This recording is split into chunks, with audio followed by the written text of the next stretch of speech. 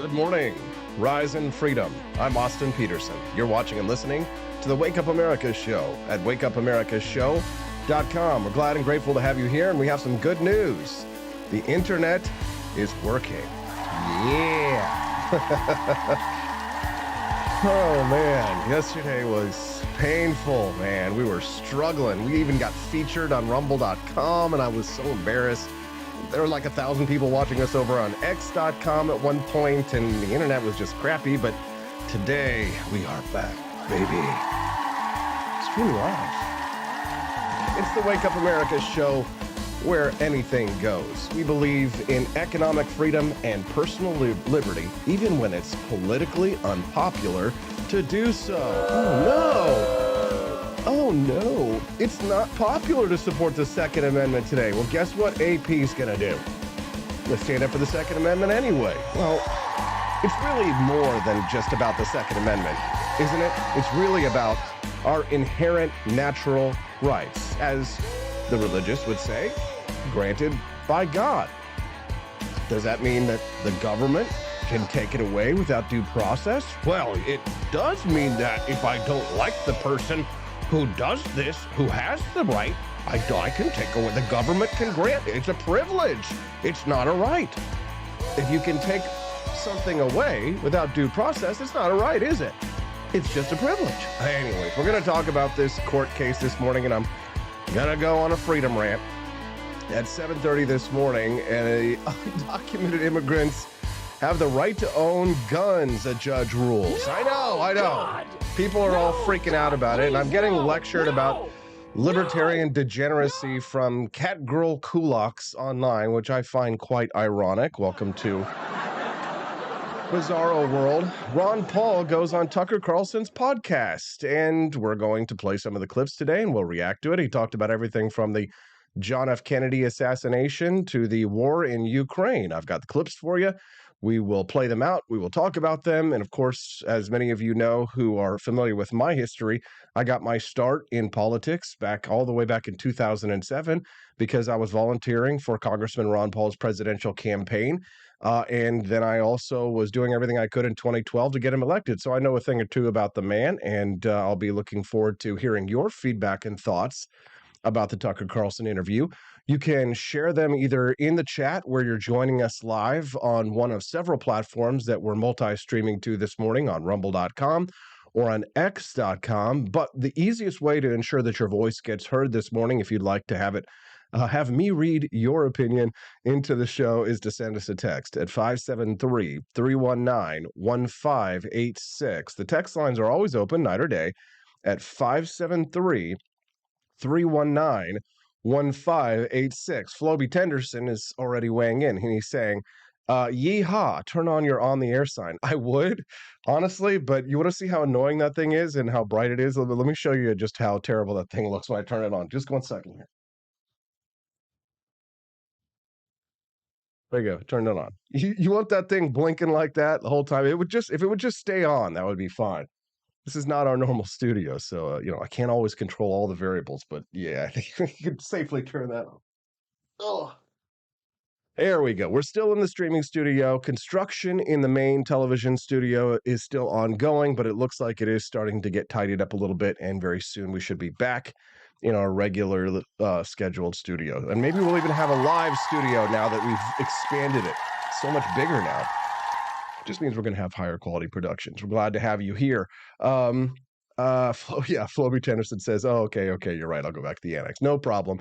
Again, if you want to have your voice heard on the show today, you can see that number at the bottom of the screen, 573-319-1586. You may be asking yourself, Austin, why do you say the phone number over and over again if it's on the screen anyway? Well, I say it because some people listen to the audio podcast version later. And if you're listening to the audio podcast version later, I want them to feel encouraged to send us a text message as well. You can download the audio version of the Wake Up America show on any of your favorite mobile devices or apps. So Spotify, iTunes, wherever you get your podcasts, the Wake Up America show with Austin Peterson. I've heard some people say that they think that they can't find the Wake Up America show on their podcast provider. Just make sure you type in my name, Austin Peterson, as well, because there are a few Wake Up America shows out there.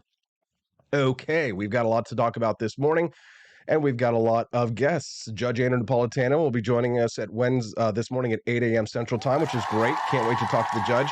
He wrote a op-ed this week about the TikTok ban, but I want to ask him about that, and I also want to talk to him about this court case about the undocumented immigrants have the right to own guns. Pretty sure I know what he's going to say, but maybe he'll surprise us. We'll hear from Judge Andrew Napolitano, the leading libertarian, at 8 o'clock this morning. At 8:30 this morning, I'm going to introduce you to a new guest, an old friend of mine by the name of Mike Kniebel, who is fighting in his local school district against the woke left. This story, I'll have to have him explain to you a little bit more detail. Hasn't gotten really any media coverage from where he lives up in Nebraska, but he's telling us a horrible story about an alleged sexual assault that occurred at his school, where the students who reported the assault were suspended or expelled. A potential injustice, and one that looks like we will be the very first media outlet to cover this morning. We look forward to hearing from Mike Kniebel at 8:30 a.m. Central Time. It's going to be a great show. Before we get into all of the heady stuff where people are arguing about illegal immigration and the Second Amendment and authoritarianism and libertarianism, we're going to have a little bit of fun. I've got some fun and funny clips to play for you, and then we'll get into all the really heavy stuff. Let's start the morning a little bit light because we're all in a good mood, right? Aren't we in a good mood to start the day? I don't want to darken your spirit. I want to lift you up. And certainly Quest Fanning is already joining in the lifting up, who has donated $5 already and said, give me bonus content or give me death. Okay, great. Thank you. Since the show is actually working today and we have internet, I do have bonus content for you today. The theme of the show this week, even though we've missed the last 2 days, is going to be the most libertarian movies. And I've produced a series of mini documentaries for you to unlock this week to learn more about some of the most libertarian movies in U.S. history. And if you'd like to unlock that content and watch today's mini documentary, you can make a donation just like Quest Fanning did at rumble.com. Since we do have a lot of people watching us now on other networks, just an FYI, another way to support the show, if you're not at rumble.com, is to make a purchase at apforlibertyshop.com. And those purchases do count towards the $50 total that we need to unlock the bonus content. If we make either $50 in sales by the end of the show, or if we receive enough donations, then that bonus content gets unlocked, and you get to find out today the very first movie that I have produced a mini documentary about, explaining why it's a libertarian film, and I think you're really going to enjoy today's bonus content. So if you're watching us over on x.com, or if you're watching us on YouTube or any of the other social networks that we're streaming live on today, and you'd like to see that mini documentary, then head over to apforlibertyshop.com. Buy a box of coffee, Founding Flavors coffee, buy a Javier Milei shirt, buy a pair of Javier Milei sneakers, and you'll unlock that bonus content immediately. Okay, we've got a lot to talk about, so let's get to the news. Okay, so before I play the clips of the Ron Paul interview with Tucker Carlson, can we just have a good laugh at this leftist just getting owned? I mean, I was just laughing so hard at this video yesterday. I knew I had to share it with you. Watch this. You're over here appropriating a space for your own personality. I'm a journalist. You're not a journalist. How do you decide who's a journalist? I mean, considering I was fired as a journalist, you're no journalist. Literally. Wait. What? So this leftist is out there, he's arguing for decolonization, right? And he's at this protest, and he's saying that this guy is not a journalist, right? Because he got fired as a journalist. So that means that he's a journalist? So he knows what it means to be a journalist because he got fired as a journalist? If leftists understood logic and facts, they wouldn't be leftists, right? Would you rather be itchy or sick your whole life? You're not doing this for, what the actual conversation is, which is getting rid of this country. Getting rid of this country? Getting rid of America, getting rid of the West. This is what this is for. You want to get rid of America? Yes! Everyone here understands that at some level we need to get rid of America completely. What should we do? This guy, what should we do? He's doing a good job playing stupid. Colonization, land back. Where should we go, though? In our communities. We need to go leave the capitals, leave the central capitals of commerce, of capital itself. You're an average War of Gaza supporter. Nelson65 donated $5. Thank you, sir. We appreciate that. That's $10. Only $40 more to go to unlock today's bonus content. Anyways, can we just get in here as he says we need to stop, we need to end This country? America. Getting rid of America, getting rid of the West. Getting rid of America, getting rid of the West.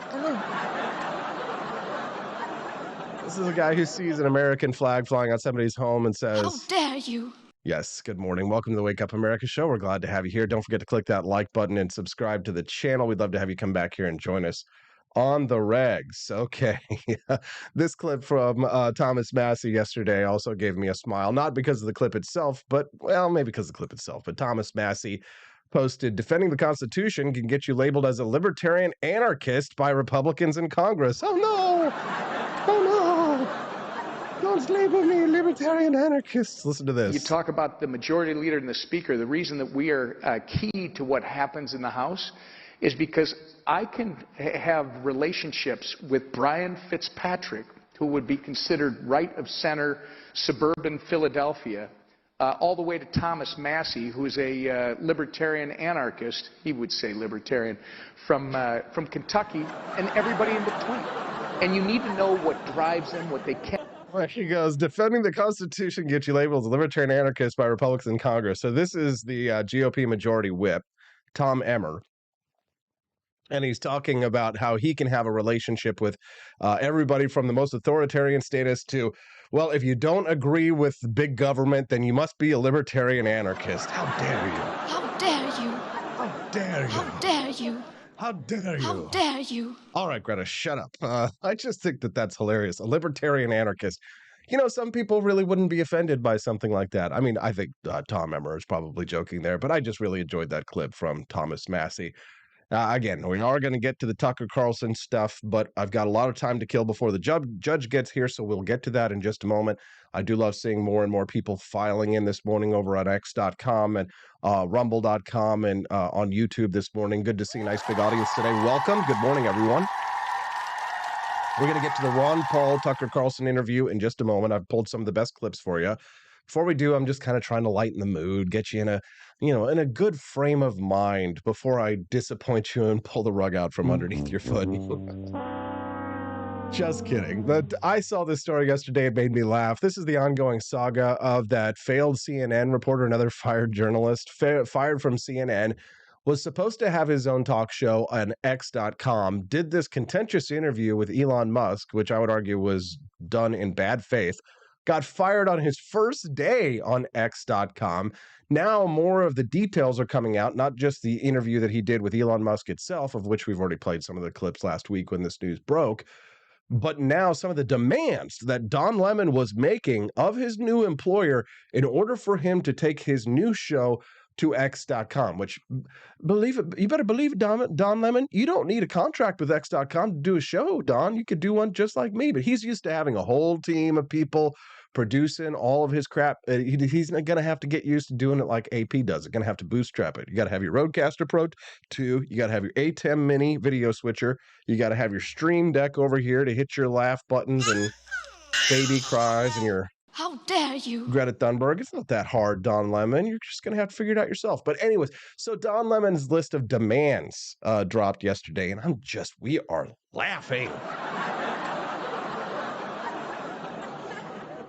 We are laughing. So get this. So Don Lemon's representatives denied that he made these demands, but they were lying because the Daily Mail got the paperwork outlining the original demands that this failed CNN anchor made to Elon Musk before he started his job. In order for him to do his show on X.com, to do the same thing that I'm doing right now, just, live stream a talk show, sit down here and chat with all the good folks on X.com. How good morning to all 111 of you today. Nice to see you all.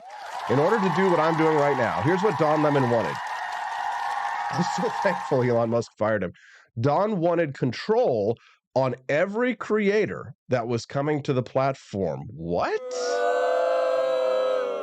Yes, he wanted say over who would be allowed to be on this platform doing what we're doing right now, essentially hanging out with each other in the morning, drinking a little Founding Flavors coffee and talking smack and talking about the news, right? So he wanted control over everybody who was doing what we're doing right now.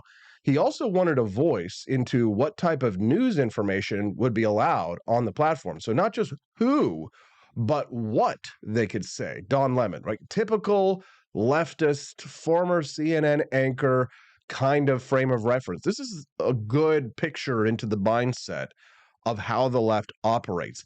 They can't be a part of something if they can't control every single aspect of it. One of his demands, of course, was to be the first podcast in space, which I think is a little odd, but I'm pretty sure we're already in space, baby. They're beaming us on some satellites somewhere, but he's probably talking about taking his podcast into space and going to Mars. I have no idea. I don't know. But Elon, if Don Lemon wants to be in Mars on podcast, that's where I suggest you send the podcast, the Don Lemon podcast. Who agrees?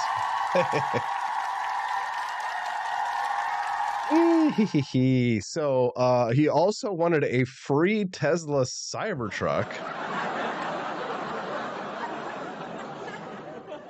And he wanted a $10 million annual marketing commitment from X. That's, depending on, how much you like a person, you could be outraged about that or you could not be outraged about it. I mean, it's not uncommon for people who are stars to demand the marketing budgets, but $10 million for a failed CNN host might be a lot of money for them to spend. I'm not sure. And a $5 million upfront payment, which for people like Don Lemon is maybe not that much money. For somebody like us, it's a lot of money. Man, I hope one day I can make $5 million doing this show. And here's the most egregious part of this list of demands is that Don Lemon had to be consulted by X when making decisions relating to news content on platform or any policy changes regarding content, that he receive a percent of budget upon X's future spend on original content, and Don had to approve any other news, current events, talent deals, or partnerships in the first year on X. What? No, God! No, God, please, no! So I guess Don Lemon really thought that they were going to bring him on as like the person who was going to be the editorial editor of all of the news content on X. Thank God Elon Musk fired his ass. Eesh. One day on the job. And Don Lemon was gone. Now listen, we've all been fired, but I don't know that I've ever been fired on the first day. I tell you what, I've been fired on the third day of a job that I had when I first moved to New York City. I would be curious to hear your thoughts about this. But I was waiter at this really swanky restaurant in New York City when I first moved there back in like 2004, and it was so fast paced. And the other waiters didn't want me there because more waiters equals fewer tips for the people that were there. So they kind of sabotaged me. And it was the third day they called me and they said, "You don't need to come in anymore." And I was just like, "Oh, thank God, thank God." I was glad. Sometimes getting fired can be the best thing that ever happened to you, but not for Don Lemon. All right. Are you guys ready to talk about Ron Paul and Tucker Carlson? I think you are. All right. Well, let's go ahead and play the clips here. This is Ron Paul interviewed on Tucker Carlson, who did a wide-ranging interview again on everything from the JFK assassination to the war in Ukraine. And here's some of the best clips. Let's take a listen and discuss. Are we ready? Let's do it. If you and I can't steal from our neighbor, and we can't take their car, and we can't hurt people, why is it that we let the government do it? If you want to go to your neighbor and you say, "Well, you have 3 cars and I don't have any. I want one of your cars." Most people say, "Well, that's illegal." You can't just take someone's car. No, but the government can. Well, The no. government's taking stuff from us all the time, and most of the taking is from the people who work hard. They're middle class and they're poor, and they suffer the consequence of inflation. Pause here for just a moment. Okay, so don't hurt people, don't take their stuff. This is what Ron Paul is encouraging here, right? A central basis of a liberty morality is what Ron Paul is expressing here, and Tucker Carlson seems to agree. Why do we allow the government to do something that we ourselves are not empowered to do? Now, there are a couple of ways to look at a statement like that. One is to say that, in theory, what the role of government is to give government the authority to do something that we as citizens ourselves would not want to do. But for example, like you could look at running a jail, right? Is running a jail something that most citizens want to do? Probably not. So we grant government the authority to run the jail, the local jail. It's not something that most citizens want to do. Now, in theory, what a libertarian anarchist like Thomas Massey or someone else might say is they might argue is that in theory, if there were no jail or if there was no system of government as such, and if someone were to aggress upon my private property, I might have the right to detain them and to sequester them to prevent them from doing any more harm, right? And so since that right would be retained by me, we can then grant that or delegate that right or that I won't say right, but maybe perhaps a power to the government to do that job for us. Okay, that might be how a libertarian anarchist might try and persuade to say that okay, this is a power that not a right, but a power. We don't give rights to government; we give powers to government. Thank you for correcting yourself. So the government takes that power and uses it. We delegate that power to government, right? We don't give rights to government. We can talk about that a little bit later when we're talking about the rights of the Second Amendment, the right to defend yourself in regards to illegal immigration. But when he talks about don't hurt people, don't take their stuff, or in not his words, I'm paraphrasing here. Why is it that government can do things that we ourselves are not empowered to do? I think he's truly correct because in essence, let's say that we delegate the power to government to run a jail. That is a power that we ourselves would take upon ourselves if government were not doing it. Therefore, in a scenario where the government is literally stealing from us, taxing us, or inflating currency. Remember, Milton Friedman said that inflation is taxation without legislation.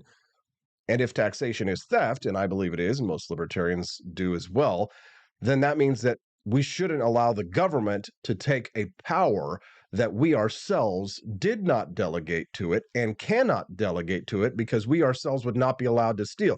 If we were, for example, in our community to run a private bank, and that private bank was defrauding and inflating and lying about the value of a currency and manipulating the value of a currency in that small community, and the value of that currency were to fluctuate, then people would be rightfully outraged at that small community private bank. So why don't we have that same level of outrage at the national central bank, which essentially does the same thing, manipulate the currency so to enable the government to engage in theft, murder, and sometimes rape. They're not sending their best, the government. But let's listen to it one more time and just make sure that we're being logical here and understanding what Ron is saying. Can't steal from our neighbor, and we can't take their car, and we can't hurt people. Why is it that we let the government do it? If you want to go to your neighbor and you say, well, you have 3 cars and I don't have any. I want one of your cars. Most people say, well, that's illegal. You can't just take someone's car. No, but the government can. You can't just take someone's gun either. The government's taking stuff from us all the time, and most of the taking is from the people who work hard, they're middle class, and they're poor, and they suffer the consequence of inflation. Well, it's a great thought exercise that we're engaging here, and Ron is getting us to think about the essence of liberty. And one of the challenges that we face as believers in liberty is this quandary in order to hold the belief that taxation is theft, and yet to say on the other side of things that we believe that we should delegate the power to our local government to run the county jail to prevent murderers and actual thieves and people who commit violent crimes and assaults, prevent them from breaking out into the community and committing those violent crimes and assaults, but not that government doesn't do the same thing. There does seem to be a logical contradiction there to an extent, right? Consider that. If taxation is theft, then what about the taxes that we use to fund our local jails? And in order for us to be logical, we have to consider, are we having a bout of what do we call cognitive dissonance there? And in order for me to to suss out this thought exercise in my head, I've had to do a lot of research and a lot of digging. And I do agree with Ayn Rand that logic does not contradict logic. Reason does not contradict reason. If taxation is theft, then how can you justify taxation in order to run the local county jail, for example? Well, some libertarians have performed thought exercises and done studies and written papers on this concept of small harms for larger goods. And they use lots of examples for this, things like vaccinations and things like, but I think probably the most accessible thought exercise for people in terms of considering that taxation is theft, but we should have a local jail, is to consider that if an orphan, for example, is starving to death and they could either steal a loaf of bread or starve to death, then stealing the loaf of bread is a small harm that will do a greater good. Judge Napolitano and I will discuss this a little bit more in detail at 8 a.m. Central Time, because as reverential towards the Constitution as he and I are, we both understand this idea that liberty itself, the concept of individual natural rights, is an even higher form of philosophy. Protecting our rights is even more important than protecting the Constitution. Now, in most cases, and in many cases, protecting the Constitution is protecting our rights and our natural rights and our individual liberty. But what about the 16th Amendment, right? What about the income tax? What about the 17th Amendment, for example? What about that darn 19th Amendment, if you know what I'm saying? Just kidding, ladies. So small harms in order to achieve larger goods. Now, the orphan who stole the bread in order to not starve to death might have to go and do a community service. He might have to work off to pay. There might be a court case, right? He might have to go and pay his penance or pay his dues, ultimately pay for the piece of bread that he stole. But small harms in order to achieve larger goods. This is what some libertarian theorists use in order to thought exercise out what appears to be conflicting beliefs that on one hand, taxation is theft. On the other hand, we do need a county jail, or on the other hand, we do need a military, or on the other hand, we do need to fund a court system in order to ensure due process is carried out. Am I making sense on this one? I'd love to hear your thoughts on this. Send me a text at 573-319-1586. Maybe I shouldn't be thinking so deeply about things so early in the morning, but I would be very curious to hear your thoughts. You can, again, send me a text at 573-319-1586. The text lines are open night or day, and I do check those text messages even in the evenings, and we can chat back and forth anytime. All right, so good thought exercise. Brilliant explanation by Ron, nice and easy, simple, like I appreciate. And Ron Paul here in this clip now is talking about the deep state. Now, the deep state is a topic that a lot of people on the right like to discuss these days. It's gone from the realm of conspiracy theory now to mainstream discussion by actual presidents of the United States. You'll frequently hear Donald Trump referring to the deep state and many of his supporters and people who are in government, people who are running for president. And I'm glad to see it. I remember in 2008 when I was working at the Libertarian National Committee, we would talk in hushed tones about the deep state, and it wasn't quite mainstream. It was something that only, people who would listen to Alex Jones and Prison Planet would talk about the deep state. Now it's an open topic of discussion in mainstream debate, and you love to see it. Ron Paul here explains what he believes the deep state is. The deep state. Who is the deep state guy, by the way? Well, I don't have a list in front of me. I have no idea. Well, I think it's people who have tremendous power, and they happen to hate liberty, and they happen to be people that have endorsed, because of their wealth, they've been able to get a lot of wealth, and because of that, they become nihilists. They don't believe in truth. Truth is impossible to reach, and there's a whole philosophy of nihilism that you can't believe in truth, and so it's rejected. But everybody wants something to believe in, so they believe in themselves. These people who have a lot of influence, whether they're the president of a university, we just not too long ago, didn't we have a few professors show up on television that just were terrible, and they were the ones in charge of our kids. Okay, a little confusing there. What Ron is saying kind of went on a few tangents there, which we could definitely follow some of those tangents if we'd like. But let me give you what let me give you what my explanation of the deep state is, and we'll talk about that for just a couple of minutes. So, in hushed tones in 2008 at the Watergate Hotel, Austin Peterson and his intern Mark and several other interns are all sitting around chatting at lunch about the deep state. And what are we discussing here? We're talking about the anatomy of the deep state. And it's not just people, obviously it's the people who make up these institutions, but it is also the institutions themselves that don't change no matter who the people are. The institutions sort of take on a life of their own.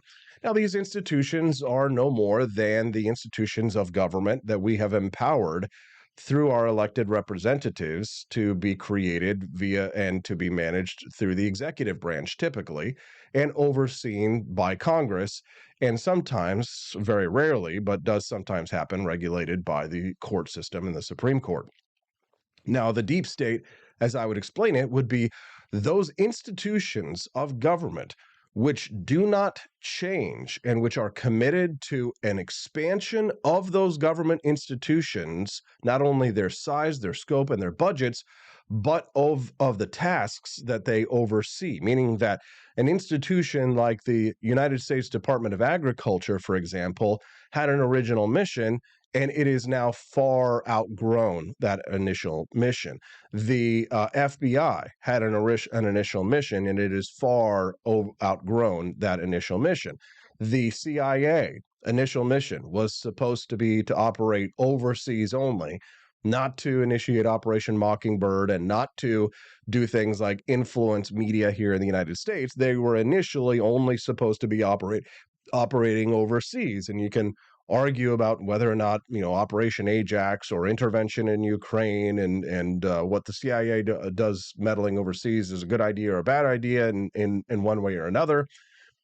But you can't argue that they have overstepped their initial mission when they operate here in the United States and they operate in a way that subverts our democratic processes here within the United States. The original mission of the military-industrial complex, which is the public-private corporation government partnership that is the creation of the tools and machinery of the American military's war machine. And of course, Dwight Eisenhower warned us that the possibility existed for this military-industrial complex to interfere with our democratic processes. And in many ways, we have seen that come true. In every congressional district, you will find a manufacturing plant for some branch of the military-industrial complex. And of course, if you want to get elected as a congressman here in the United States, it's almost universally true that you do have to spend taxpayer dollars into that military-industrial complex in order to ensure that quote-unquote jobs are created in your district. And of course, if you attack the military-industrial complex, then neocons and statists and deep statists will say essentially that you're attacking the troops and that you're anti-patriotic. And that's how they've managed to weave this narrative over the years and managed to paint people like us who dissent against authoritarianism, who dissent against the military-industrial complex, who argue against big government and against the deep state. They paint us as being unpatriotic. They did it to pass the Patriot Act, and they're doing it now to pass the quote-unquote TikTok ban, because the military-industrial complex and the NSA, the spy agencies of the U.S. government, they want to protect us from Chinese authoritarian communists from spying on us overseas, so that they can own the means of production of the spying here domestically, because they don't want any competition. Don't steal, Ron Paul's sign used to say on his desk. The government hates competition. But let's play this clip again of Ron Paul talking with Tucker Carlson about the deep state and see if we can't follow some of the tangents that he's gone on this morning with this interview. Take a listen. Well, I don't have a list in front of me. I have no idea. People that make up the deep state. Well, you say. I think it's people who have tremendous power, and they happen to hate liberty, and they happen to be people that have endorsed because of their wealth. They've been able to get a lot of wealth, and because of that, they become nihilists. They don't believe in truth. Truth is impossible to reach, and there's a whole philosophy of nihilism that you. So interesting. So instead of kind of going into the anatomy of the deep state, he's kind of like talked a little bit about the philosophy of the people who make up the deep state. And as such, he has called them out to be nihilists. If you've ever seen the movie The Big Lebowski, have you ever watched that one? The nihilists, the bad guys who are the violent kind of anarchists who go around and, are trying to extort money out of Lebowski, right? They're like, we're nihilists, Lebowski. We believe in nothing, right? So that's sort of what they believe, right? They believe that there really is no objective truth. There is no objective reality. And you'll find this also, this is why wokeism has infected the US government to a large degree, because nihilism has infected the government to a large degree. For those who would like a little bit of extra study on nihilism, I've been reading a little bit more about a little bit more Friedrich Nietzsche these days, and he very much was against nihilism and nihilists. But what we're really talking about here when we talk about nihilism is, what is it that gives life meaning? And it's a great question. And it's one that, in my opinion, life is given meaning from each individual infusing their life with meaning. We all get to choose. And that's why I believe in liberty, because I believe every individual should have the right to be able to choose the meaning of their life. Now, some people use religion and they argue that meaning is a gift granted to us by God, and that in order for us to have a meaningful life, that means to follow God. And for them, that is, they've rejected nihilism in that way. Even like leftist philosophers like Albert Camus, for example, I'm reading, talked about the concept of meaning, and his meaning, even though he was a leftist in many other ways, he was not a nihilist in that he believed in this concept that you should infuse your own life with meaning. I very much am someone who, while I have I have a lot of conflicts about my views and beliefs, and I do re-examine my views and my beliefs. I'm not a nihilist. I do believe that life has meaning, and my life is very meaningful and deep, and I infuse it with meaning by building a family and a life and a business, and by trying to love my neighbor, and in many ways, my Christian upbringing had a very strong impact on my philosophy in order to help me to try to turn the other cheek when I think it's necessary. But then in other ways, like if you have no money for a sword, make sure you sell a sword, or maybe an M1 Garand. If you're just tuning into the Wake Up America show, good morning. I'm your host, Austin Peterson. Glad to have you here. Thank you, Quantum Kitty, for that donation. She donated $10. We're now $20 towards our $50 goal to unlock the bonus content today. She says that the initial missions or purposes for the deep state never stay limited. Tax was supposed to be temporary, and only the top wealth holders. If you give a little, they will ultimately take it all. Couldn't agree more with our friend Quantum.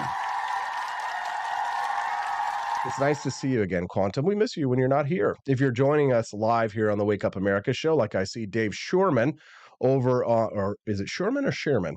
Dave Sherman joining us over on X.com, along with 254 other people as well. So about 380, almost 400 people joining us live, I can see, between Rumble and X. Good morning, everyone. Then if you're here with us, joining us live, then I'd love it if you'd click like and subscribe. If you're watching us at X.com, would you retweet the stream for us real quick so we can invite other people to join us here as well? If you're watching the stream live on X.com, it's real simple. Just click that little heart button and then click that repost button. I'd be very grateful. And if you're joining us live on Rumble.com, please do click like. And if you're not followed the channel yet, make sure you click that follow button. Just a quick reminder for those who their ears perked up when you heard me say bonus content, then you can unlock the bonus content today that we have for you if we have $50 in donations, or if we make at least $50 of sales over at ap4libertyshop.com. So now might be a good chance for you to go over and do what Dave Sherman has done and enjoy some delicious Founding Flavors coffee. So head on over to ap4libertyshop.com. That's AP, the number 4, ap4libertyshop.com. That's the merch shop for the Wake Up America show. And buy a box of coffee. Maybe get yourself some Javier Milei merchandise. We've got some awesome shot glasses, some End the Fed glasses, since we're going to be talking about the Federal Reserve, I'm sure, this morning. Then if we get at least $50 worth of sales today, you'll unlock today's bonus content. And the theme for this week's bonus content, I produce mini documentaries based on a theme for each week. And this week's theme is the most libertarian movies in U.S. history. You definitely want to see today's, because I know for many of you, it's going to be one of your favorite films anyway, but maybe you didn't know that this movie actually has a very deep libertarian theme. It's become part of the conservative canon, they say, to when it comes to filmography. So if you're a big fan of movies and you love liberty and you'd like to unlock the bonus content, then as long as we raise $50 by the end of the show, you'll get to unlock that mini documentary before Judge Napolitano joins us live at 8 a.m. Central Time. Dave Shearman says that he's finally trying the Jeffersonian Java coffee. He says, emphasis on the lemon. Holy F, is that good? I'm glad you enjoyed, Dave. The coffee is that good.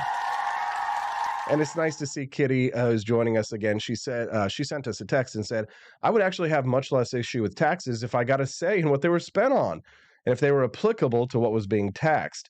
Property taxes being 2/3 school taxes, ridiculous. Federal taxes going to things I'm 100% against is just poppycock. There you go. Liberty Shindig says she's in, that's Ken, good morning. That's a he, yes, we're gendered here. Enjoying some Madisonian morning this morning. Yeah, that's our newest coffee, and Camelia's loving it. I just ordered another box.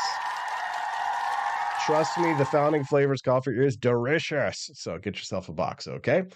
Camellia says, this is exactly what I need, a list of movies I haven't seen, so I have good options when I'm looking for something to watch. Well, there you go, Camellia. So I hope that we unlock that bonus content for you today so you can see one of the most libertarian films in U.S. history. Okay, let's get back to the topic.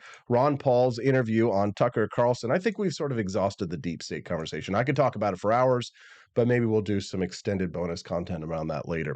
Ron Paul calling out the rhinos in Congress. Speaking about the military-industrial complex, take a listen. You said you speak to the remnant, and no matter how bad things get, there is always a remnant of people who understand what's going on and who find each other, which I love, and I think is true. But you said it's not just a political or practical consideration for you, it's also a spiritual principle for you. What did you mean by that? I think my spiritual beliefs, which I don't carry on sleep. I know, but I know they're sincere. I think that that's the same principle, the non-aggression principle. Yes. I think more Christians should know about non-aggression. I agree with that. How about people in Congress? How about what is personally a Pause for just a moment. Now, listen, I like a lot of what Tucker Carlson has to say, and I enjoy watching his show, but I will offer one little criticism here. There is something deeply ironic about someone who, on one hand, and in many ways just recently, has says that he despises everything libertarianism stands for and has called it a soulless philosophy, to then say that you agree with the non-aggression principle and you agree with Ron Paul. Has anyone else noticed this? I feel like I'm taking crazy pills lately, that there are all of these authoritarian right-wingers that are out there talking about how libertarian is stupid, libertarianism is morally bankrupt, but Ron Paul was right about everything. Has anybody else noticed this? I feel like I'm taking crazy pills. So what gives? What is this? Well, I think that the reason for this is that most people's politics are chasing fads. I'm not saying for Tucker Carlson, but I'm saying for most people online or people who are chronically online. They believe whatever is popular to believe at the time. And at the moment, it's not politically popular to support liberty. But if you don't support liberty, even when it's politically unpopular to do so, then you don't really support liberty at all. Am I right? But at the end of the day, I think that for a lot of these authoritarian right-wingers who reject libertarianism, I think for many of them, the truth is that they got into politics and got interested in politics because of Ron Paul. They have a fondness for him. So they'll throw out catchphrases like, oh, Ron Paul was right, or I admire Ron Paul so much, when in reality, they completely disagree with everything that Ron Paul has to say, and they don't stand for libertarianism. For example, many of the big MAGA Trumpers who say they love Ron Paul, did you know that Ron Paul is completely opposed to Donald Trump's border wall, for example? I don't have to agree with something on everything.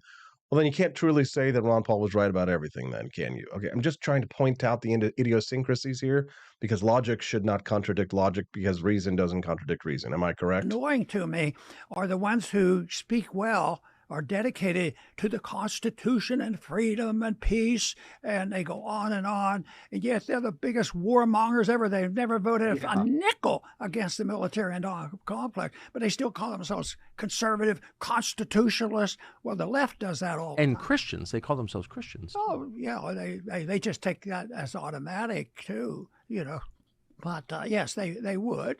And, So you don't see cluster bombs as a Christian principle? I see everything that leads up to even thinking about a cluster bomb is not Christian. So, no, Nicely put. I don't manage the, how would you handle Ukraine right now? Perfect answer, Well, now we have World War III on the doorstep, and every day we try to start another fight with Russia, and then we go on and on. So it's not going to be stopped that way. I think it has to be stopped by people changing their minds, and I think the founders were on the right track. I see something encouraging right now about the sprouting up of independent statehood. The talk of going on their own, and the founders were pretty good at devising this. Interesting. That's Congressman Ron Paul there talking to Tucker Carlson. Very briefly, I do have to say big thank you to Luke Sacker, who donated $20. Appreciate you, Luke. He says, sorry, it can't be more. Oh, we appreciate you, Luke. Anything that you can do to help support the show, we're very grateful for. And he says, love to Hazel, my little baby girl who will be born soon. Thank you, Luke. We appreciate that. And Clementine, he donated $5 and asked the question about the mini documentary today. Does one of this week's movies happen to feature a big Twinkie? That's a big Twinkie. I don't know, but you're only $5 away from finding out. So make a Rumble Rant donation today or make a purchase from apforlibertyshop.com. We only have to raise $5 more to hit our $50 goal for the day. Yes.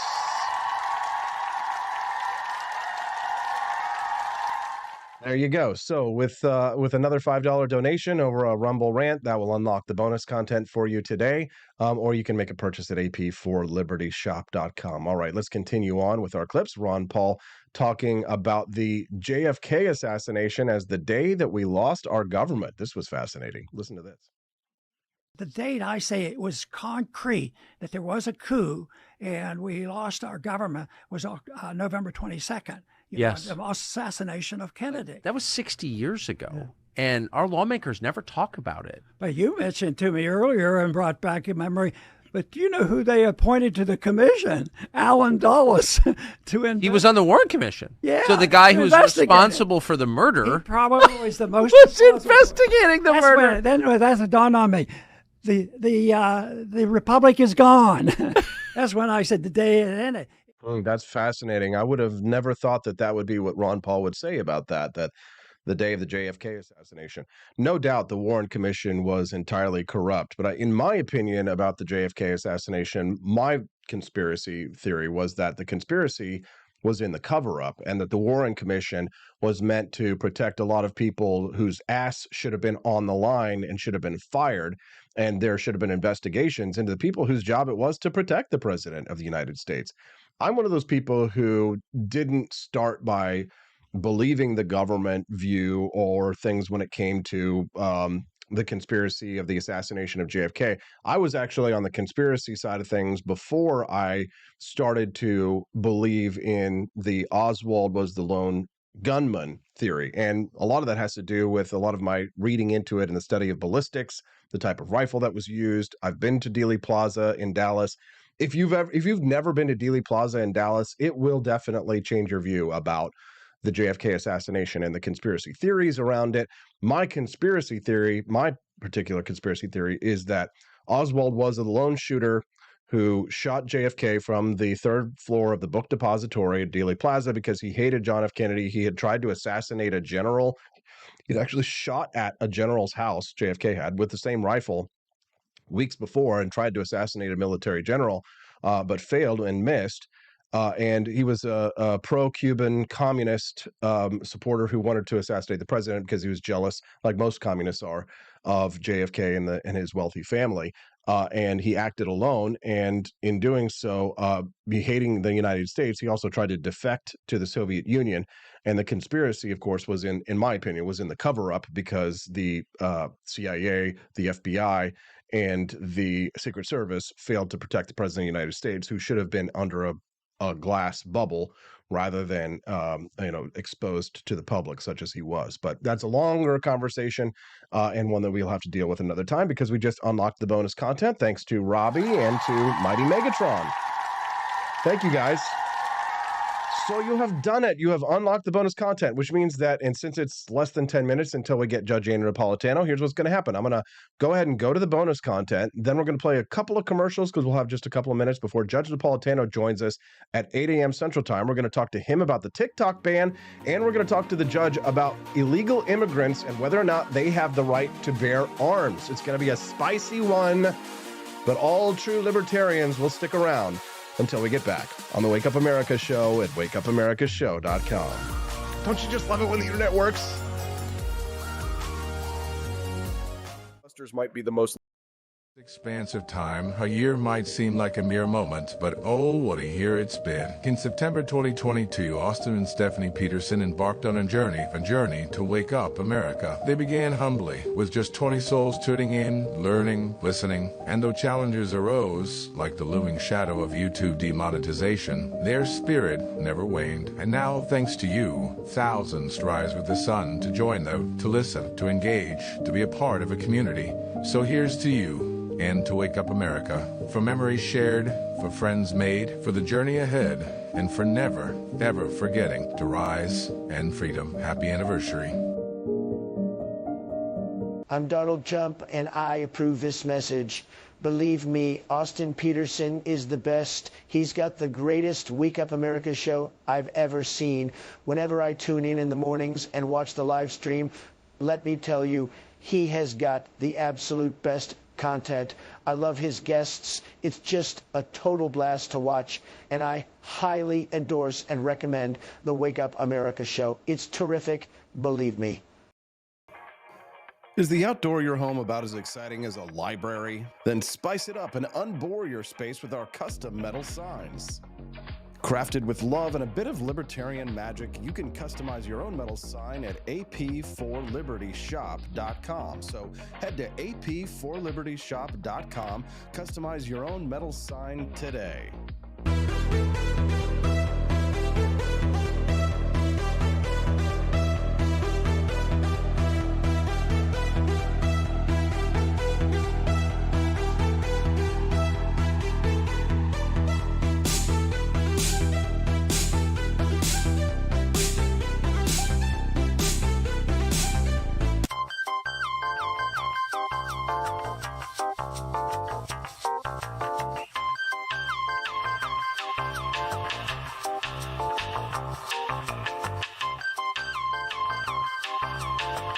Welcome to a world of vocal discovery at Peterson Voice Studio. I'm Justin Peterson, here to guide your musical journey. Envision a place where your voice reaches new heights, where every note tells a story. We embrace all singers, from the enthusiastic shower vocalists to aspiring stars, ensuring each voice finds its unique rhythm and tone. Are you ready to elevate your voice? Visit petersonvoicestudio.com and sign up for remote lessons tailored just for you. Let's begin this melodious journey together.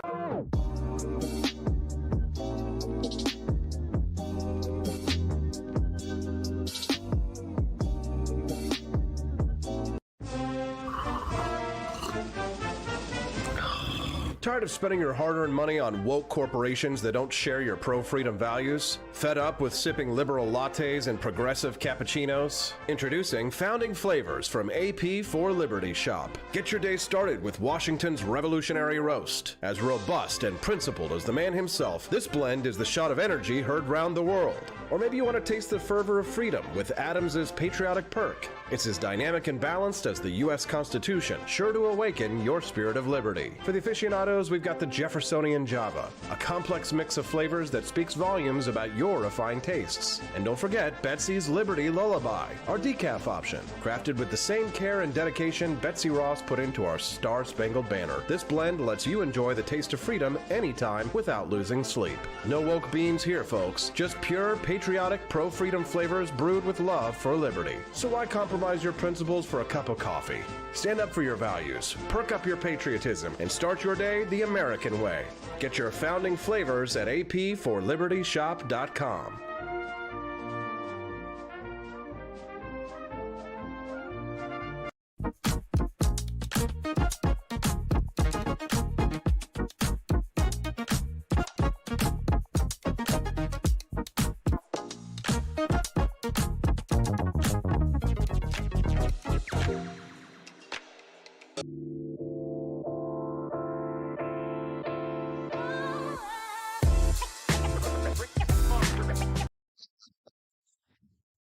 Good morning, rise and freedom. I'm Austin Peterson. You're watching and listening to the Wake Up America show at wakeupAmericaShow.com. Why am I smiling and laughing? I think you know. It's because during those little breaks when I get to go get my good friend Judge Napolitano on this show, we're always talking about more freedom. We love liberty, we love joking around, and there's very few people that can make me smile like this at 8 o'clock Central Time in the morning, and I think he'll do the same for you. He's the host of the Judging Freedom podcast, and his weekly column you can read at judgenap.com. We will be discussing today. I can't wait.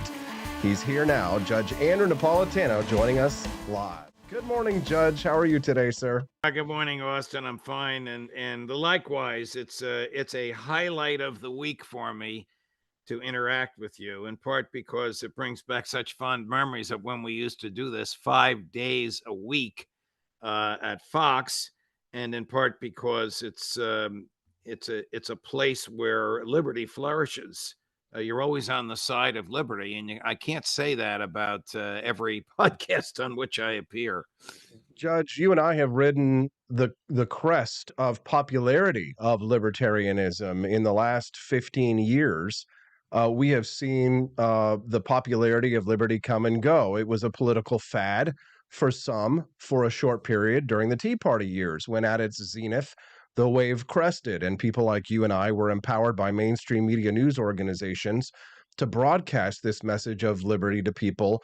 And it was widely accepted and received amongst many Republicans. And I would argue that the Republican Party today is still being shaped by the ideas of Judge Napolitano and Ron Paul. Many people in the Republican Party today now do accept a more non-interventionist view of foreign policy that you and I hold. However, on other issues, whether it be Second Amendment rights or free speech, the tide of libertarianism has turned against us. Most recently, regarding the question of gun control. Now, for many who are in favor of the Second Amendment, we see it as not necessarily a constitutional right, but an individual right, as you believe, granted by God, and by myself of you as an inherent natural right. As we are free in nature, we should be free to defend ourselves from malign influences of nature. But the question of the Second Amendment and gun control has come to a head this morning, with many people online arguing that people like yourself and myself, that we are very obtuse, or that we are ignorant, and that we would sentence this nation, the United States, to death because of our libertarian views on the Second Amendment, because of a court case in Illinois, which held recently that an undocumented migrant has a right to own a gun. So very briefly, Judge, a judge this month dropped gun charges against an illegal migrant in Illinois. Judge Sharon Coleman, she referenced lower court rulings in dismissing firearms possession charges against Herberto Flores, who was illegally or unlawfully in the United States when he possessed a handgun in Chicago in 2020. So this judge, who was ostensibly a leftist judge, stated that the right to own a firearm is not related to one's citizenship status, which is, of course, sending everyone's head into a tizzy. Talk us through this, Judge, from a natural rights perspective. Well, the leading case is District of Columbia versus Heller. That's the Justice Scalia opinion, which defines once and for all, took the country 225 years to come to this conclusion, that the right to keep and bear arms is a pre-political right. Pre-political, meaning it existed before the country did. When I asked Justice Scalia, why didn't you say natural right? He said, well, it sounds too Catholic. It sounds too Catholic. I might not have gotten that fifth vote. But it means the same thing. You know it and I know it. It does. It means that the right comes from our humanity. He said, carrying and using a gun is the mechanical equivalent of using your fists or using a club in ancient times in order to protect yourself. What kind of a weapon can you carry and use? Whatever the bad guys have and whatever the government has. That is a natural right that inheres in our humanity. The Second Amendment doesn't grant the right. The Second Amendment keeps the government from interfering with the right. Now, if it is a natural right, as this case says, then it inheres in all persons. It doesn't matter where your mother was when you were born. You have the same inherent human rights as everyone else, one of which is the right to self-defense, using, I'm paraphrasing Justice Scalia, the same modern day mechanical means that the bad guys and the government uses. Since Heller, the Supreme Court has issued two further opinions, McDonald and Bruin, and they both have expanded on and refined Heller. Bruin, the more recent of the two, is the opinion that says the laws regulating who can own and who can carry a gun must reflect the sentiment that existed at the time of the ratification of the Second Amendment in 1791. At the time of the ratification of the Second Amendment in 1791, if you had come to the United States from another country and you were living here permanently and owned property here, you could own and carry a gun just like your next door neighbor who was born here and had lived here all of his life. That is the value judgment made by this federal judge, quite properly, quite consistent with what the Supreme Court said. Our friends on the right, who once believed that this is a natural right, now are revealing themselves as believing that it's a right only for them and their buddies to have and not for everybody to have. They somehow believe that human rights are determined by where your mother was when you were born. They're not. Human rights are determined by your humanity, period. I love it when the judge comes on this show because he says my opinions in his voice and speaks with much more authority. Can we please get an applause for Judge Andrew Napolitano? All I'm Judge, doing is speaking not with much more authority, but much more age. Judge, it's distressing to me to see, and I will get into the politics in just a few minutes after we discuss the law, but it's distressing to me to see so many who stood with us during those Ron Paul years now abandoning these views. And I see so much hypocrisy out there this morning on social networks where many of these authoritarian right-wingers are praising Ron Paul because he did an interview with Tucker Carlson yesterday. We've been sort of dissecting that this morning. And they'll say, on one hand, that Ron Paul was right about everything.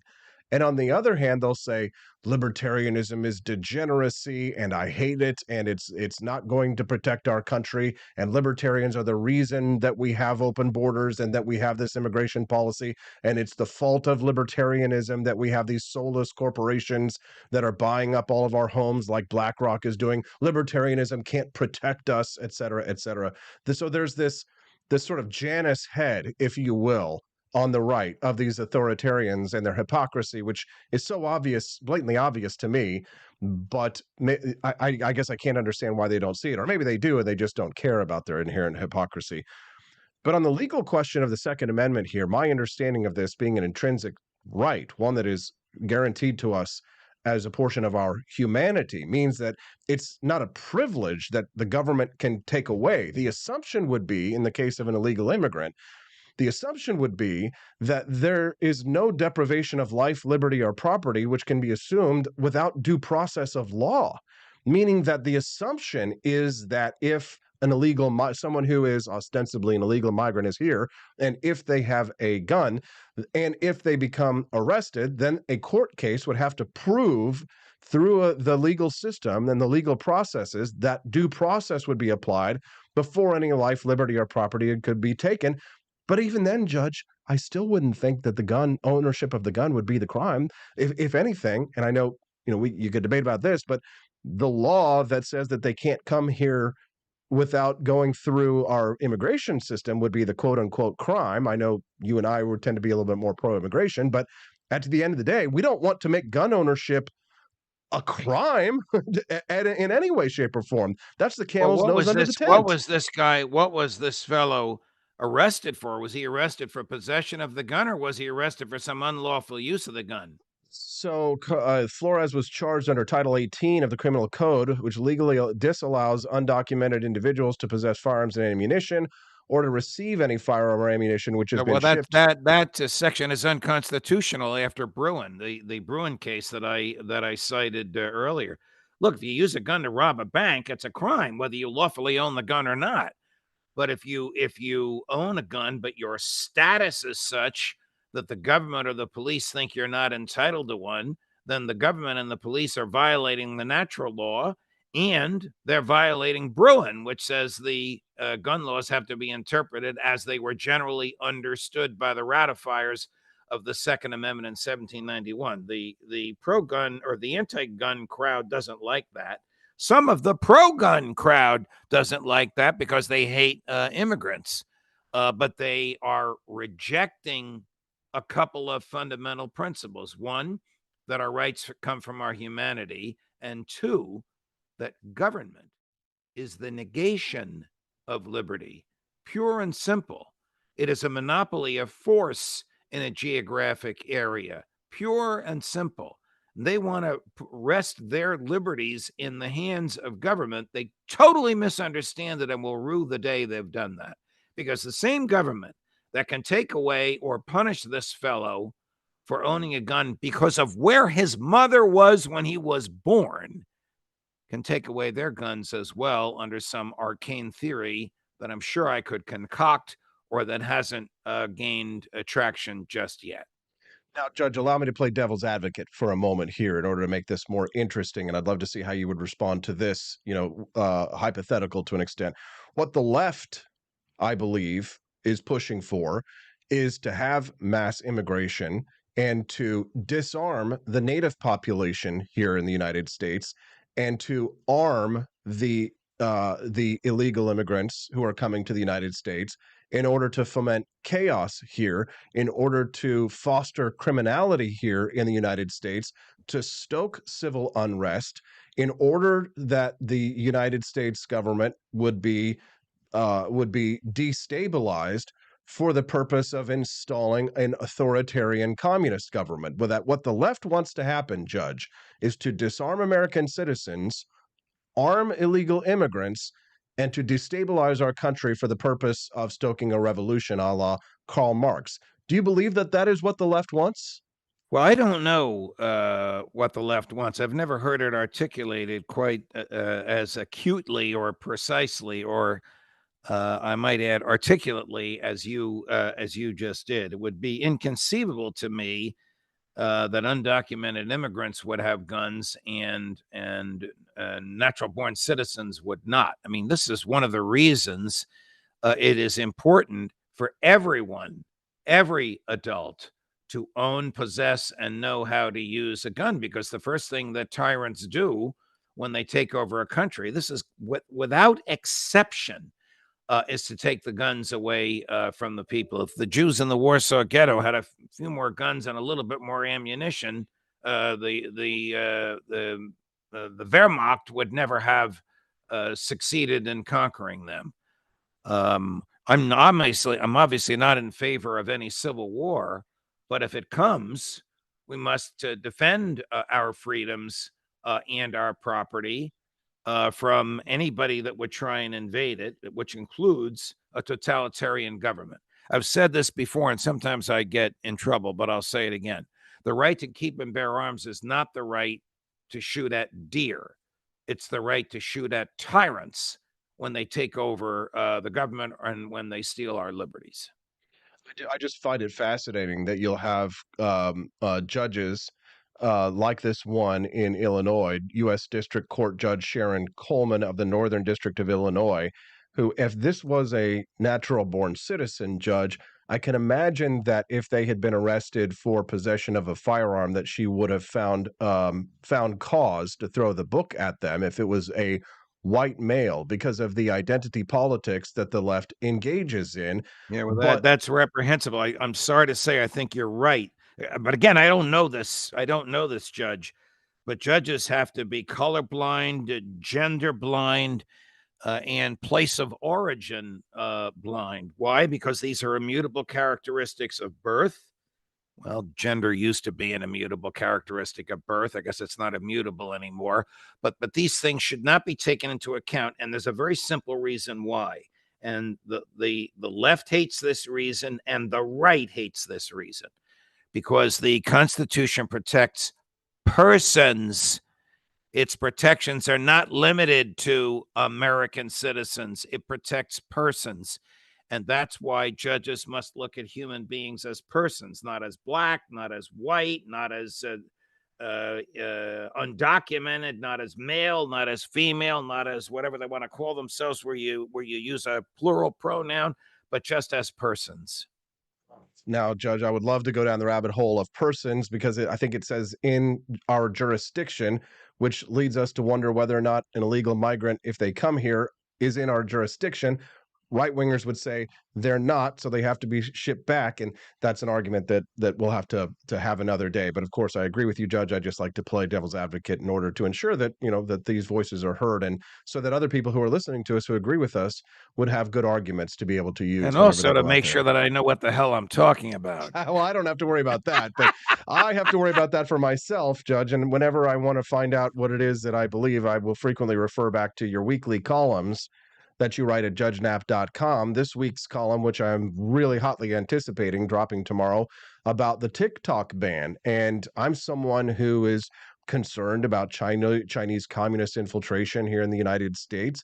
I'm concerned about the national security implications, but I do believe that free speech means free speech here in the United States, Judge, and that this ostensibly tells Americans what they're allowed to hear, what they're allowed to see, and what they're allowed to think. That on the cultural side of there's always been this authoritarian push by older generations to distrust the culture of the youth.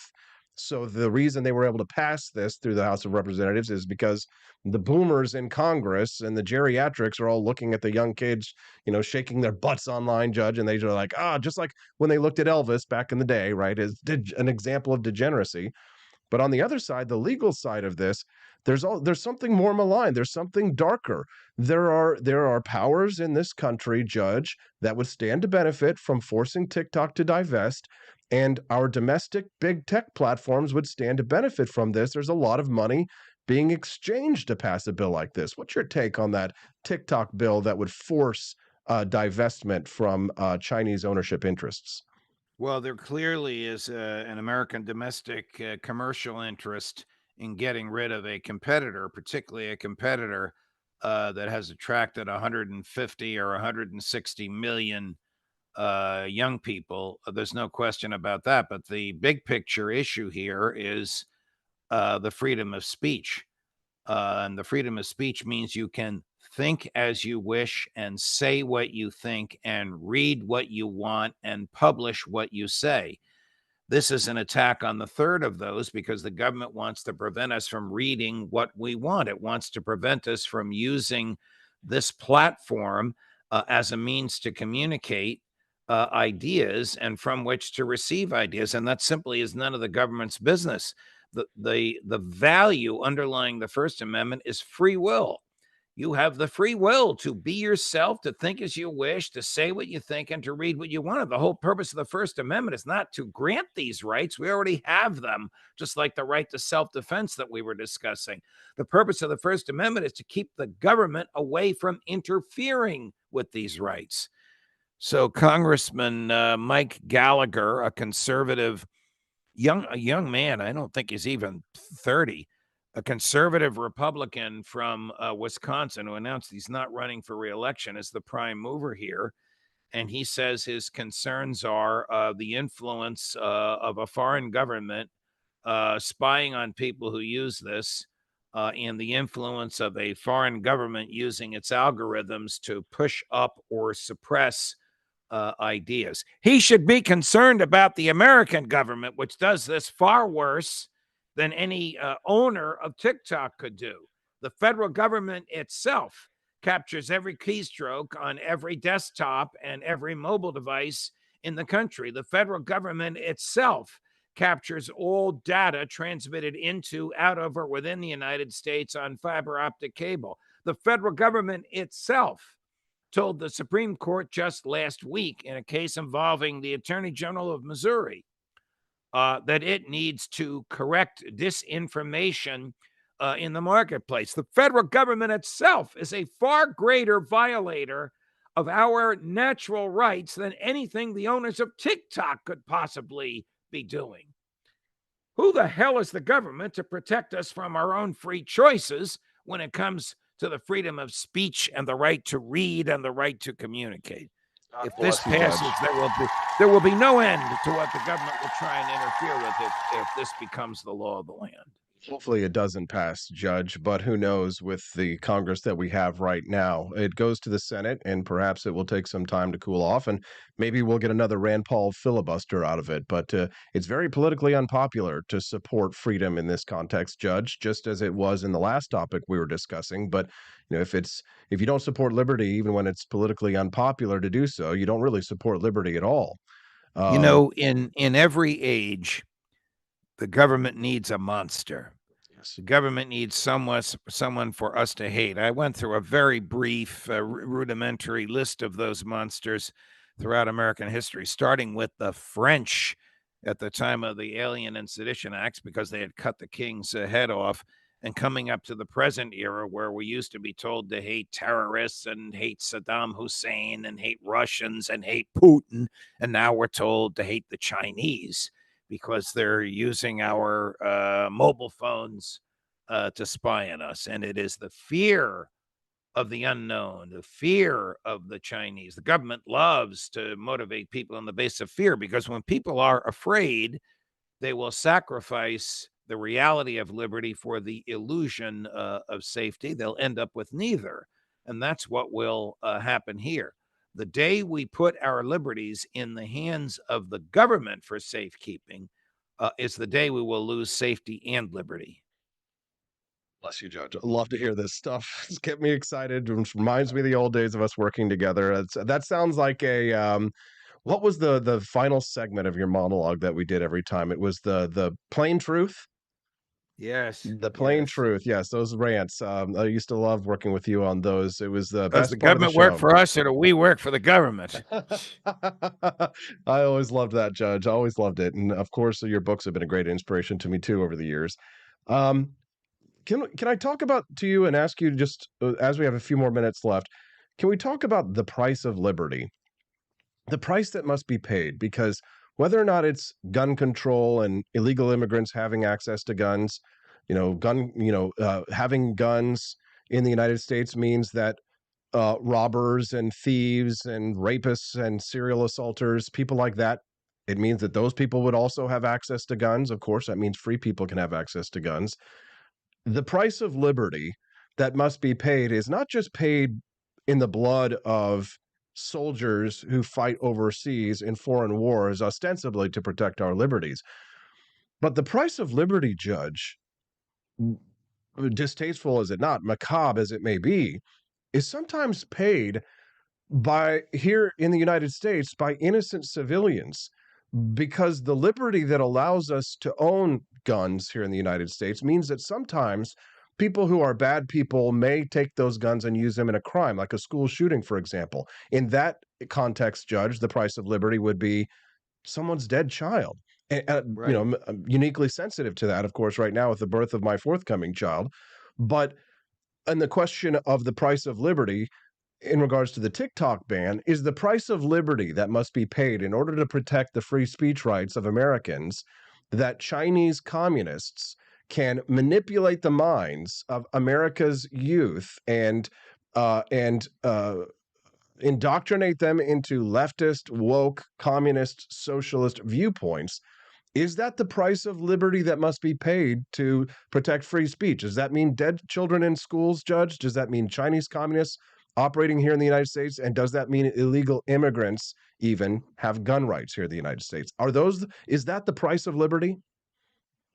Well, I can't answer it with a yes or no, but I can answer it this way. The reason there are dead children in schools is because schools are gun-free zones, and the people that attack the schools know that.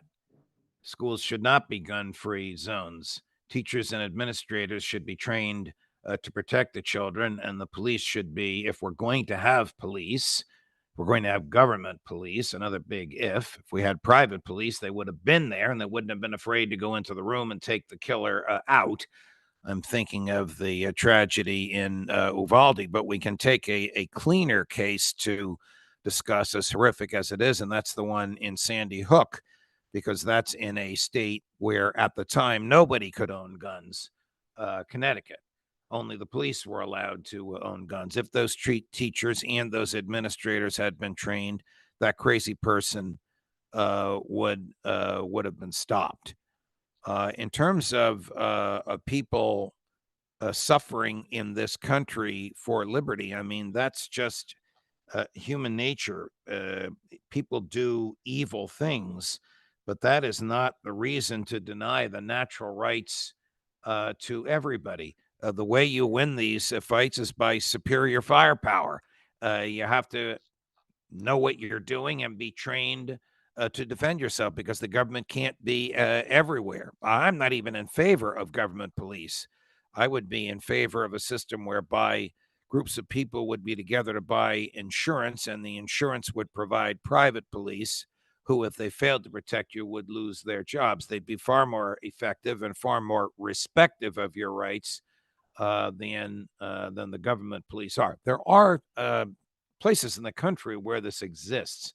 Notably, the most left-wing major city in the country has neighborhoods where there are just private police. San Francisco. Guess what? They're crime-free. Now, I don't know if I adequately answered all of your question, but there will always be evil people among us who don't respect the rights of others, and that's why we have to be in a position to be on guard to protect our rights. Sometimes these evil people get in the government. Now, into this bit about indoctrination, there is no evidence that the Chinese communists are using TikTok to indoctrinate. Yeah, they push up stories and they push down stories. So does everybody. So does Truth Social, Trump's online venue. So does Facebook. So does Google. They all push up what they like and suppress what they don't like. But we freely choose to use them. The only thing we can't freely choose to reject is the greatest violator of our rights, and that's the government. We can reject TikTok if they're indoctrinating us. Right, try being a parent. How about turn off your child's phone if you're concerned about that? Stop making the government be the... Wait a minute. It's not my job to protect my children. It's the government's job to protect my children. That's effectively what these parents are saying, and the government is going, yeah, give us your money, give us your liberty, we'll protect your kids. Baloney. The government will do a worse job of indoctrinating their kids than the people the government is supposedly protecting them from. You know, Donald Trump did a lot of things that I liked, and he did a lot of things that I really didn't like, but there was only one unforgivable sin, Judge, and that was not appointing you to the Supreme Court. We're running out of time. I need to hear your thoughts. I need to hear what's happening on your Judging Freedom podcast, what you have coming up. I have Scott Ritter tomorrow morning at 8 o'clock. Who's on a President Zelensky kill list because of his exposures of the weaknesses in Ukraine and the futility of our aid to them. I have Connor Freeman today. You may know Connor. He's your age, and he's one of the people that runs antiwar.com. I have Phil Giraldi today, senior retired CIA operative for 40 years who exposes all of the excess that the CIA visits upon us. And I have Aaron Matei, who's also about your age, young journalist who has lived in Israel, Jewish American from Brooklyn, New York, who is a serious critic of the Netanyahu government. Yesterday, Professor Jeffrey Sachs, dear friend of mine, who's a liberal, but who's entirely with us on foreign policy matters and who is Jewish American, said point blank, the Netanyahu government is a criminal gang. And it is. Judge Napolitano, host of the Judging Freedom podcast, a Wednesday regular. If you like hearing me and the judge have these conversations, make sure you come back every Wednesday at 8 a.m. Central Time here on the show. Judge, as usual, thank you for your light, for your liberty, and thank you for staying true north. We'll see you again next week. Pleasure, Austin. All the best to you and your growing family. Thank you, Judge Andrew Napolitano. Let's give him a round of applause. Good stuff. All right, well, I'm running late. I've got another guest, Mike Kniebel, who has some corruption in the school systems that he's going to rout out today. I can't wait to hear from him when we get back. Don't go away. I'm going to play for you again our bonus video that you all unlocked, the bonus content about one of the most libertarian films in U.S. history, and then we'll be right back with Mike on the Wake Up America show at wakeupAmericaShow.com. Might be the most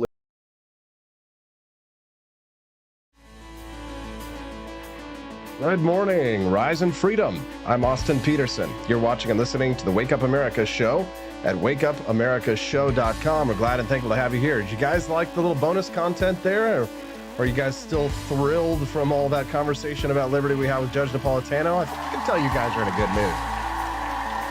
This is what I'm supposed to be hitting you up for cash. But you already unlocked the bonus content today, so I'll take it easy. I'll stop twisting your arms up behind your back. I hope you are enjoying those little mini documentaries that I produce every day.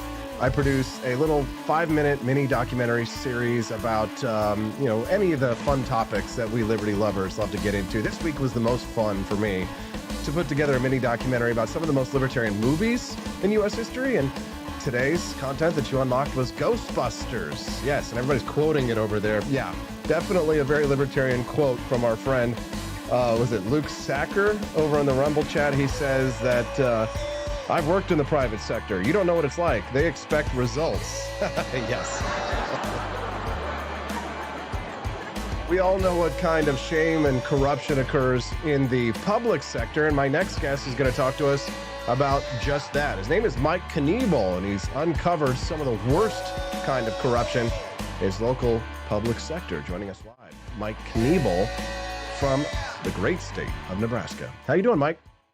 Hey, I'm doing great, Austin. I appreciate you having me on, and it's always good to get an opportunity to talk with you. I wish this particular time was under better circumstances. Myself as well, Mike. Now, for those who are curious, Mike, you and I worked together on my presidential campaign. We've had a good relationship and a friendship over the years.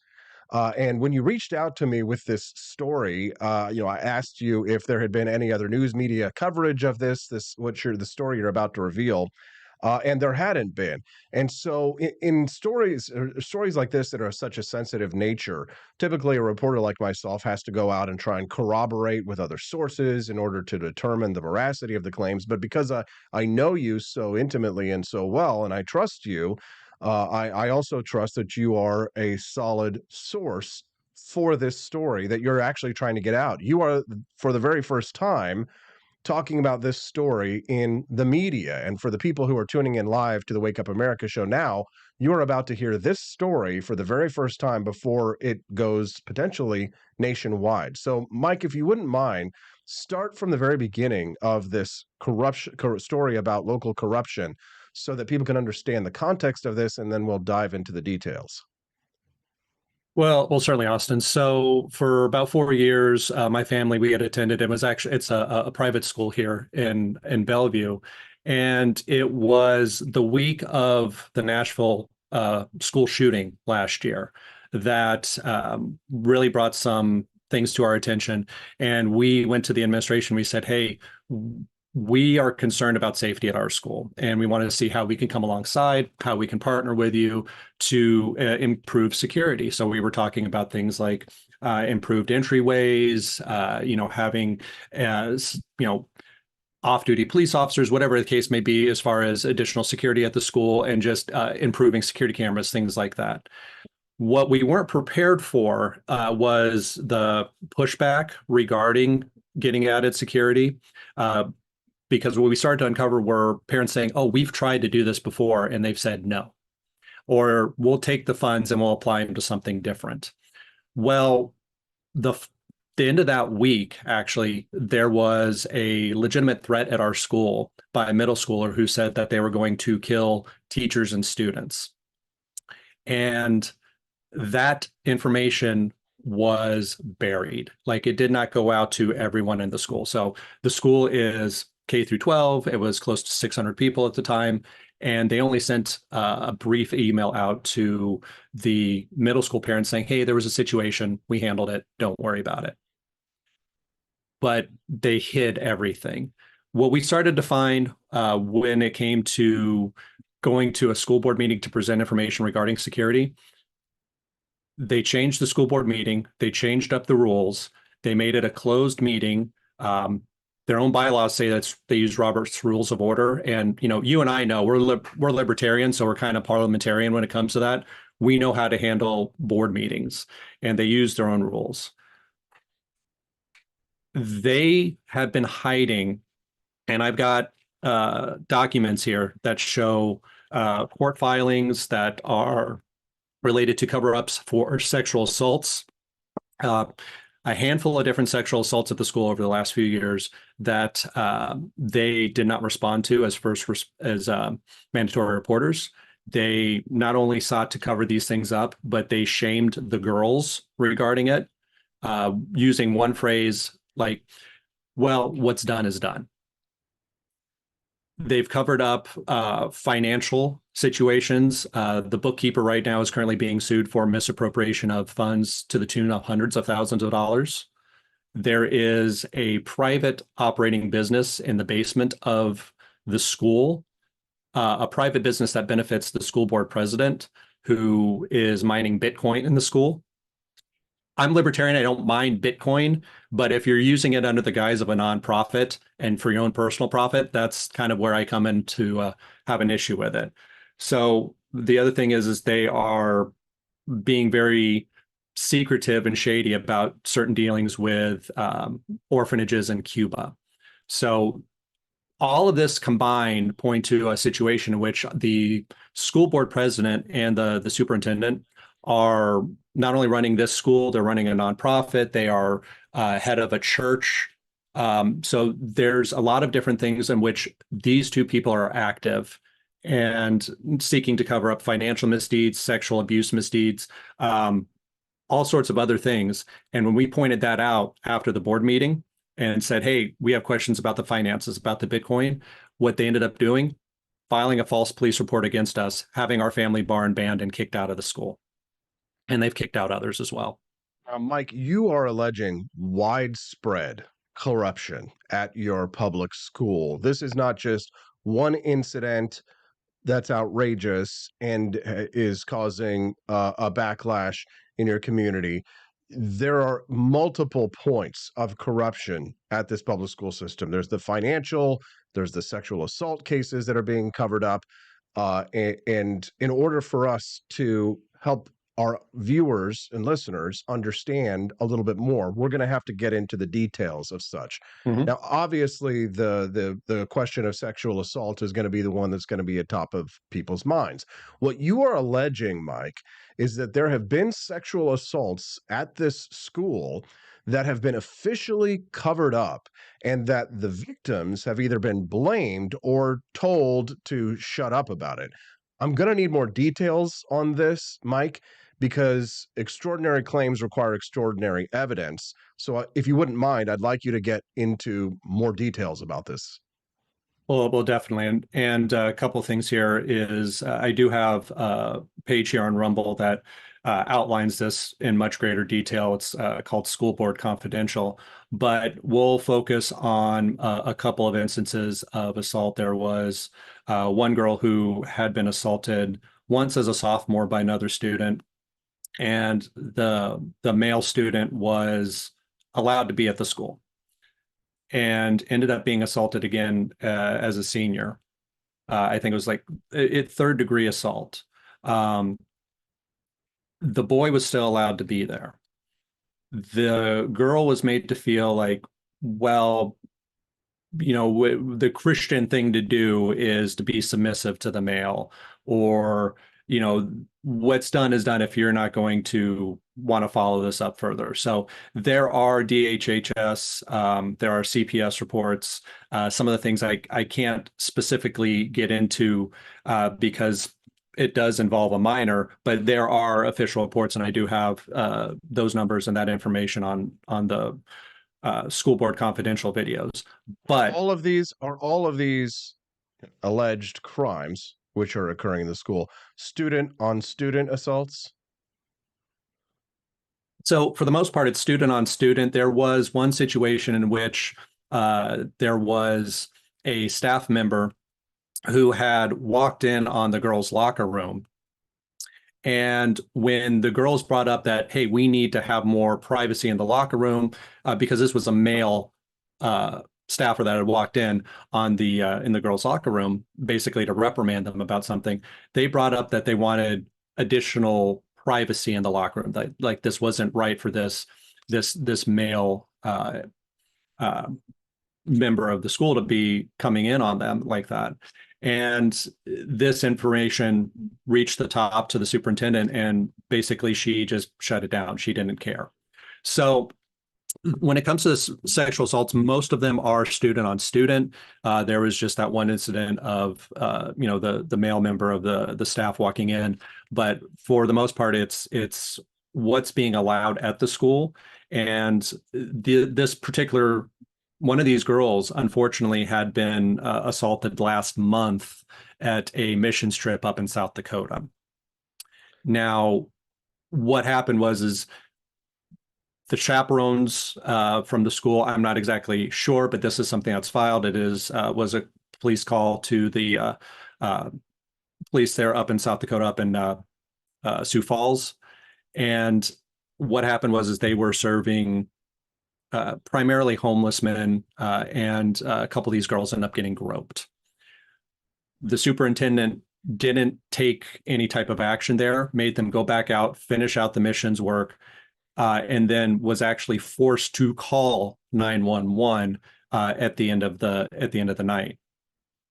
Now, the sexual assault here with this girl, what makes it even worse is when she spoke out about it this last time. She spoke out about it over this last month, and there was legal documentation filed saying, hey, this isn't right, this is going on. When that documentation reached the attorneys for the school, she was expelled this week. They made up some other reason, but you look at the timing of when this document reached them, it's related to the expulsion, because these people, when they are questioned or when they are challenged, they've fired people from the school. They've kicked out 5 families, including us. They've expelled this girl, but they would allow boys who were sexually assaulting people to still stay there. Mike, what you're alleging here are actual crimes that have been committed. And in order for something to be done about it officially, these things would need to be reported to the police. What's happening there? So I'm glad you asked about that. So as they have apparently shirked their responsibility as mandatory reporters, parents have reported these things. There have been documents of all of these activities. And I will say that, we have anytime there's been information brought to us, we've said, hey, if there is anything going on, understand that we have to report this. And it's the same thing with any other families there. So the families have reported primarily all of this information. And there's documentation from a variety of parents saying, hey, this happened to my child. My child was bullied. My child was assaulted. All of these different things. And there are, from what I can tell you, state agencies, state enforcement that have been looking into a variety of these things, because all of these reports have been filed appropriately with all of the various departments. Now, me being libertarian, I'm not a huge fan of the Department of Education. I think you can understand that, but I have spoken with the Department of Education regarding some of these things, and I said, I understand this is a private school, but some of these things need to be looked into, and so they are looking into things. But yes, all of the appropriate authorities that need to be notified have been notified. There are various reports with a lot of these departments, and from my understanding, they've let me know that they're looking into things. So what's next, Mike? Honestly, what's next at this point is trying to make sure that the parents there and the families there and the staff that still are actually listening are safe. We've been speaking out over this last year to say, hey, there are two people at the very top, the school board president and the school superintendent, who are not only allowing these types of things to go on, but they are involved in things that are questionable as well, especially when you look at the finances. That's a whole other conversation when you look at misappropriation of potentially hundreds of thousands of dollars. This is a school that was charging us and everybody else tuition and asking for additional fundraising opportunities in 2020 when everyone got sent home. But then they took 300,000 in PPP loans and didn't pass that along to any of their staff. They didn't do anything with that. Again, I'm a financial investigator by trade. So looking at a lot of the things that they've done, it's textbook when you go through anti-money laundering training and you investigate these things. All of their activities are textbook when it comes to this type of stuff. So the finances are a huge issue. The security is a huge issue. The transparency is a huge issue. The next step is just doing what I'm doing right here with you, Austin, and trying to get this public, because these two people have effectively really mentally and emotionally scarred a lot of kids to the point where if they're abused and they're made to feel like, oh, this was something I did. And I look at how our own kids were handled. And you've met my kids, and my son being told like, oh, he needs to be put on medication because the superintendent was trying to self-diagnose, my son, and like, oh, force him on medication. And she was ignoring all these special education plans for kids with special needs. Like it's a wide range of potential corruption here. And there's a lot of documented evidence regarding the finances and the sexual assault that are incredibly, incredibly disturbing. And we're just trying to get it out so that these two people have accountability. What can we do for you from here, Mike? I would encourage everybody to go to the school board confidential videos and dive deeper into them, because I can take the time to go over, each thing, each court case, each document here and say, hey, this is why this is important. But from here, it's just keeping the story out there, because it's the school board president and it's the superintendent of this school called Cornerstone Christian School in Bellevue, that there needs to be accountability. So the story can't die. We were speaking about it over the last year, and last month, 2 more girls were, groped at a missions trip. And we said, this is something that could happen. We need to stop it. And then something happens. So really keep the story out there so that more kids do not get harmed. Mike, where can people find out more information about you online? School Confidential here on Rumble and anywhere else? School Board Confidential on Rumble is the best place. I don't have a Facebook page, and since I kind of took a break from the political side of things, I don't have any political websites at the moment. It's just the School Board Confidential on Rumble. School Board Confidential on Rumble. Mike, thank you for your time today and for shining a light in these things. We wish you the best in your fight. Keep us updated as you go along. All right. Thank you so much, Austin. Thank you. I think we're reaching this point where some sudden thing is going to happen. I believe in that theory of the black swan. Yes. It's going to pop up, and it's not going to be controllable. But people, you ask, what can they do? I think the most important thing is understand what's going on, is education. That's why I happen to have a homeschooling program, and I try to teach this stuff early, because you can't change it. You can't go in and say, okay, you want $50 an hour? We can't do that, but we'll have a compromise with the other people. We'll just give you $32 per hour, guarantee. That kind. The best thing that you can do is find out what's going on. The best way to find out what's going on is to join us here on the Wake Up America Show every Monday through Friday from 7 to 9 a.m. Central Time. The Wake Up America Show streams live at rumble.com/AP for Liberty and at x.com/AP for Liberty. Before you leave today, do us a favor, exit through the Grift Shop.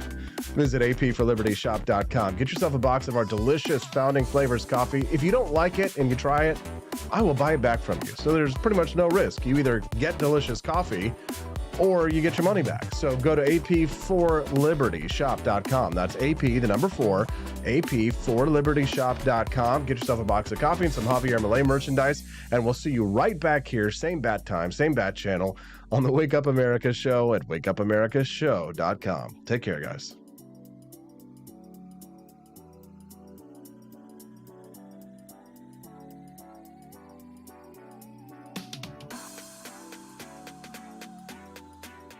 Expanse of time, a year might seem like a mere moment, but oh, what a year it's been. In September 2022, Austin and Stephanie Peterson embarked on a journey to wake up America. They began humbly, with just 20 souls tuning in, learning, listening, and though challenges arose, like the looming shadow of YouTube demonetization, their spirit never waned. And now, thanks to you, thousands rise with the sun to join them, to listen, to engage, to be a part of a community.